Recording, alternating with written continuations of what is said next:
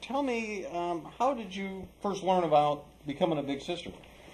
Well, my sister-in-law actually worked for Big Brothers Big Sisters at one point in time, and at that point I think I was probably a little too young to actually get involved myself on the big side of things.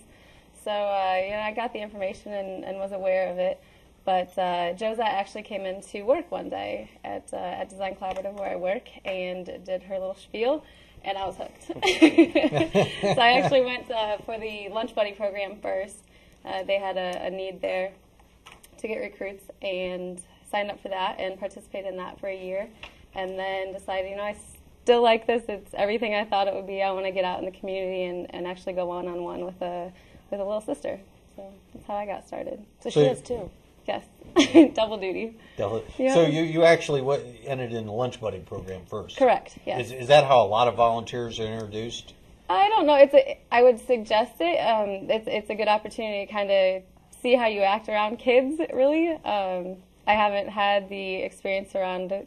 He was a first grader when I first got matched as a Lunch Buddy, and it's reconnecting with how you were when you were little. So it was really fun. I kind of get that experience first, and then I decided to go on. So. Okay. Now, you became a Big Sister. What was the process? Were you interviewed by Josette or by a staff member, and did they do a background check or anything? Or? Oh, yes, and apparently I checked out. So. You checked out, okay. So, yes, I contacted them probably at one of my reviews for the Lunch Buddy program and told them my decision to go ahead and hopefully get a community match. And so they called me in, had some paperwork to fill out, a couple forms, all painless, and went ahead and turned those in. And then a couple weeks later, they went through the background check and all that during that time and contacted me for an interview and went through that process, kind of found my likes, dislikes, things like that, and then said, okay, we're going to try and match you up with a little. So a couple weeks went by again after that, and they called with the great news that they had 2 littles that were a possibility. So they told me about them and got to make a decision on that and then meet my little sister for the first time.